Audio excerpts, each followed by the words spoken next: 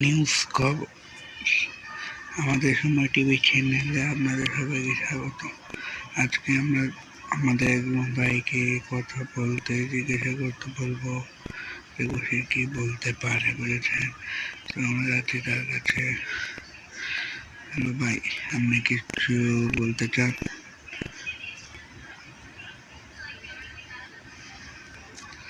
হ্যাঁ, আমি কিছু বলতে চাই। আমাদের এই বাংলাদেশে কোনো মিসাইল নেই, কোনো অস্ত্র কিছু নেই। আমরা কিভাবে আমাদের করবো, আমি কিছু বুঝতে পারছি না। আমাদের এইটাই আমাদের সময়টি হচ্ছে না। এখানে বাস্তবের কোনো কথা মতো তোলা হয় না। আপনারা তার কোনো ব্যবস্থা করেন না কেন, বুঝেছেন? অনেক দুঃখিত যে আপনারা কোনো ব্যবস্থা নেন না।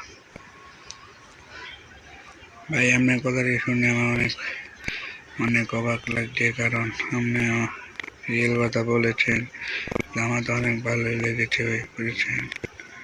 তো আশা করছি আবার আপনাদের সাথে হবো সময় টিভি এক্সপ্রেস। তো গাইস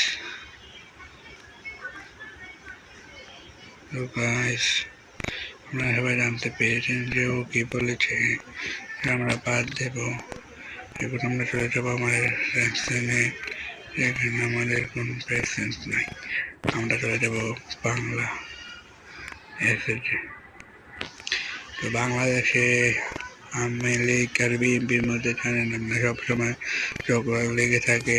তা নিয়ে আজকে আমরা বেশি কথা দিয়ে যাবো আমাদের মিস্টার কমলক্ষ ভাইকে। তো ভাই, কমলক্ষ ভাই, আপনি কিছু বলতে চান?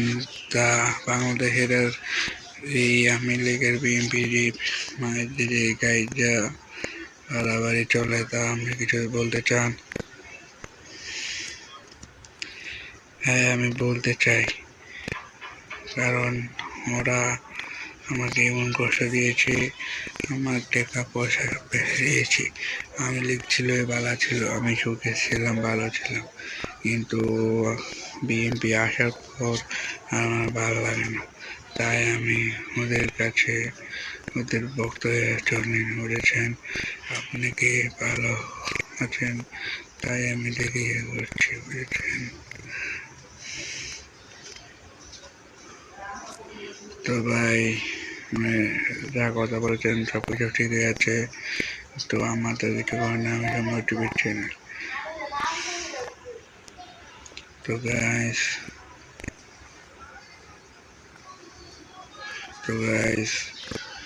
আমরা এর মধ্যে চলে যাবো আমাদের বাংলাদেশের ঐতিহ্যবাহী শিল্পে, যেখানে আমাদের নরসিংদীর নানা রকমের আছে।